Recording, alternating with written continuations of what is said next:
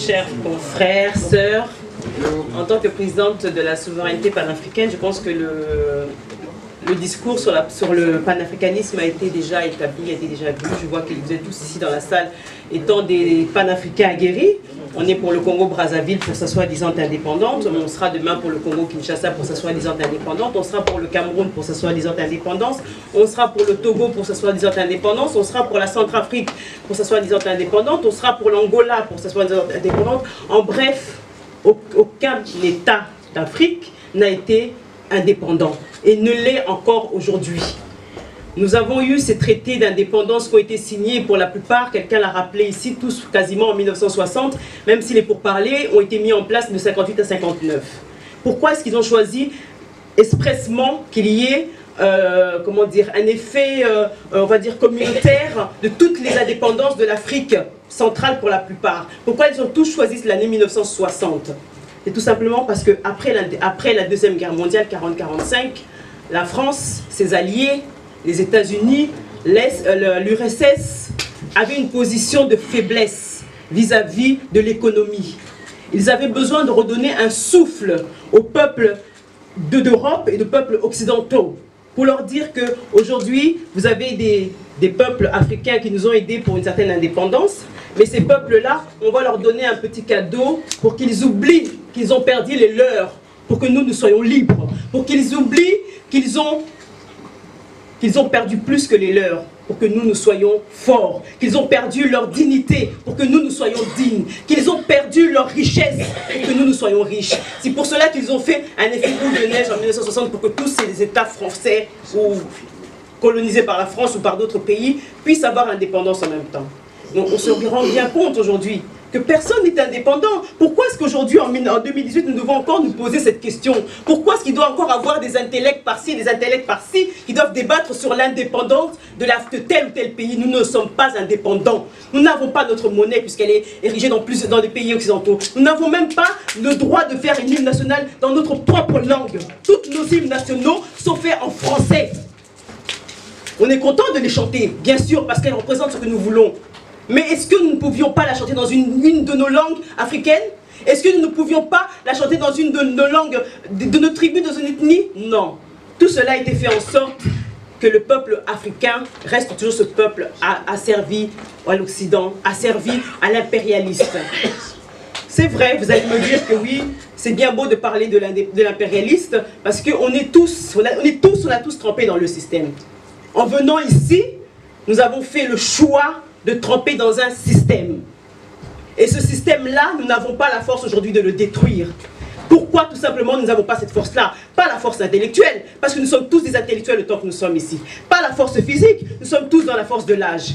Mais nous n'avons pas eu la force patriotique de détruire ce système. Parce qu'on ne cesse de se regarder les uns contre les autres. On ne cesse justement d'épouser ce système, d'être européanisé, d'être occidentalisé. Et on oublie nous-mêmes qu'au fond de nous, nous avons été patriotes. Vous croyez que l'Afrique est tombée facilement? On nous parle toujours de 1885. Mais bon sang, l'Afrique n'est pas née en 1885. L'Afrique est née au commencement de la Terre. C'est là que l'Afrique est née, c'est là que l'Afrique a puisé sa force. Et qu'on arrive jusqu'à 1885, ça fait plus de 1800 ans. L'Afrique a tenu debout, forte. Elle s'est battue. Et c'est ça que nous devons retrouver, cette force-là, de l'antan, cette force de combativité qui sert au peuple africain pour retrouver sa dignité. Alors nous qui sommes dans le système, qui avons trempé dans le système, qui voulons sortir de ce système, mais soyons patriotes avant tout. Soyons patriotes avant tout. Le Congo-Brazza, c'est la 5e édition. Je pense que de mémoire, on en a peut-être raté une. Mais sur chacune des éditions que nous venons ici, au nom du RCK ou au nom de la souveraineté panafricaine, on ne cesse de vous dire une chose. Ne restez pas cloîtrés dans le comment je peux appeler ça, dans cette démocratie qu'on nous a fabriquée. Sortons la démocratie, chassons cette démocratie qu'on nous a apportée, bon sang. Est-ce que la démocratie a une définition universelle? Est-ce que la dictature a une définition universelle? C'est ce qu'on veut nous faire croire, ce qu'on nous a fait croire pendant des siècles et des siècles. Définissons notre propre démocratie. Qu'est-ce que nous entendons dans notre démocratie? Est-ce qu'on veut voir Sassou rester à la tête du Congo-Brazzaville? Est-ce qu'on veut voir Biya rester à la tête du Cameroun? Est-ce qu'on veut voir aujourd'hui, même s'il vient d'être élu, le nouveau président du Mali, rester à la tête du Mali éternellement? Est-ce que c'est comme ça que nous épousons notre démocratie? Est-ce que dans notre démocratie, on veut que le président ou le père de l'État soit celui qui aime, qui châtie ses enfants parce qu'il les aime, ou parce qu'il les éduque parce qu'il les aime? Posons-nous les bonnes questions. Arrêtons de tergiverser, arrêtons de parler, d'essayer de se comparer, d'essayer d'égaler nos intelligences. Ou notre intellect, ça sert à quoi? Plus de 30, 40 ans, on dit j'ai un diplôme de ceci, j'ai un diplôme de cela. J'ai été ravie d'entendre tout à l'heure ma soeur Gertrude, qui n'est plus là, qui a fait sortir ce qu'elle pensait dans son cœur, qui a mis son intellect de côté, ses diplômes de côté, et qui a parlé en tant qu'une femme enragée, en tant qu'une mère blessée de voir tous ces morts dans son pays. Et c'est comme ça qu'on devrait réagir. On devrait faire parler notre cœur et non plus faire parler nos têtes ou nos diplômes qui jusqu'à présent n'ont rien fait. Ils ont laissé la place à Sassou, ils laissent la place à Kabila, ils ont laissé la place à tous les dictateurs, à Biya, à Kagame, à Museveni, à tous ces dictateurs qui ont fait des années, des siècles dans notre pays, qui n'ont servi qu'à servir l'Occident et à détruire la population africaine. Je ne suis pas en mesure de juger, je ne vous juge pas, mes frères et sœurs. Mais seulement je veux qu'on puisse retenir que nous avons notre propre force. Et cette propre force-là, on doit la puiser quelque part. Et si on se regarde bien droit dans les yeux, je pense qu'on se connaît très bien. On sait qu'il y a des tendances. On sait ceux qui sont vrais. On sait où est la résistance. Mais si on continue malgré tout à se rassembler, comme on dit le rassemblement, à former un rassemblement, c'est quelque part, c'est qu'on ne se retrouve pas dans tout cela. On ne se retrouve pas à être derrière Moukoko, on ne se retrouve pas à être derrière Toumi, on ne se retrouve pas à être derrière Sassou, on ne se retrouve pas à être derrière je ne sais qui. On ne se retrouve pas à être derrière Kabila. Mais il faut qu'on se retrouve quelque part. On se retrouve en étant ensemble. Et c'est ensemble seulement que nous réussirons à gagner cette lutte. Alors, je ne vais pas m'éternaliser sur ce point-là. Je pense que le Congo-Brazzaville vient d'arriver sur un tournant qui est important. Vous avez compris qu'aujourd'hui, cette lutte-là ne pourra pas se faire avec des tendances. Vous avez parlé du Bangi. Bongi, pardon, excusez-moi, le Mbongi. Le Mbongi qui est l'arbre à parler, qui est le dialogue, qui est la concertation. On le traduit en français pour faire la compréhension internationale. Mais ce Mbongi-là, avant de le poser, avant de le faire, mais il faut choisir qui va se mettre sur la table. On ne peut pas s'asseoir et discuter avec tout et n'importe qui. On ne peut pas aujourd'hui, si on ne veut pas que ce Bongi finisse dans un mur, il faut mettre les bons interlocuteurs. Il faut poser les vraies thématiques.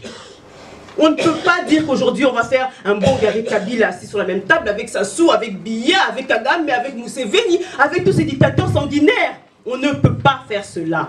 Alors frères et sœurs, prenons conscience que nous ne réussirons que quand nous regarderons tous, nos yeux seront tournés vraiment vers l'Afrique. Arrêtons de regarder le modèle occidentaux. C'est ça qui nous a leurrés depuis tous ces siècles. Nous sommes en capacité de changer les choses. Je l'ai dit à la dernière édition, nous sommes la dernière génération. Le dernier palier, si je peux dire palier ou step ou tout ce que vous voulez, tous les noms que vous pouvez donner à ce, nous sommes le dernier. Avant nous, ils ont réussi certaines choses et ils ont échoué pour la souveraineté. Au-dessus de nous, ça dépend de nous. Si nous voulons que la génération future, la jeunesse, puisse réussir à obtenir cette souveraineté, parce que nous ne l'obtiendrons pas. Nous ne l'obtiendrons pas. Pourquoi nous ne l'obtiendrons pas? Tout simplement parce que nous devons d'abord enlever le mal qu'il y a. Et pour enlever ce mal-là, nous allons laisser notre vie. Nous allons y laisser notre vie. Mais pour que la jeunesse puisse demain obtenir cette souveraineté, mais il faut qu'on leur montre l'exemple. Il faut qu'on leur montre, excusez-moi l'expression, qu'on a des triples. Que nous sommes des bonhommes. Que nous n'avons pas peur de l'Occident. Que nous n'avons pas peur des autres. Que nous n'avons pas peur de Sassou. Le président du RCK, le président sanitaire, vous a dit que nous sommes contactés pour détruire la diaspora congolaise de Brazza. Comme vous aussi, vous avez été contactés pour venir détruire la résistance du Congo-Kinshasa.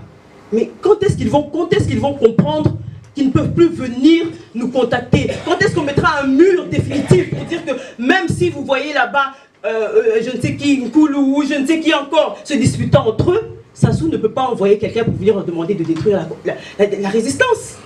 Même si vous voyez ici, au niveau du Congo-Kinshasa, un tel et un tel se disputer, Kabila doit comprendre qu'il ne peut envoyer personne venir les détruire parce que ce sont des frères. Ce sont des patriotes qui ont juré de se battre jusqu'au bout. Les mots, des fois, on dit qu'ils n'ont pas de sens. Les gens donnent des termes. Je n'aime pas être pointu sur les termes parce que j'estime que ce qu'on doit comprendre, c'est ce qu'on ressent et non pas ce qu'on nous dicte. Donc les mots pointus n'ont aucun effet sur la population. Utilisons des termes simples pour convaincre la population, pour que la population soit touchée dans ce qu'elle ressent. Et ce que je ressens aujourd'hui, c'est que la diaspora congolaise de Brazzaville, ou africaine en général, en demande. Elle veut se battre. Elle est fatiguée parce qu'elle a beaucoup travaillé. Mais elle n'est pas épuisée parce qu'elle ne veut pas arrêter le combat, parce qu'elle sait qu'elle n'a pas encore gagné. Et qu'elle n'a encore resté qu'une base à la jeunesse. Alors battons-nous pour laisser cette base. Merci en tout cas. Je prie à ce que nous tous que nous sommes ici, que nous nous revoyons pour une 6e édition, une énième édition, mais plus en France, s'il vous plaît. Plus en France. Faisons en sorte qu'on puisse la faire Congo-Brazzaville, Congo-Kinshasa, ou quel autre pays d'Afrique, mais plus en France. Il serait temps qu'on puisse rentrer chez nous. Ingeta.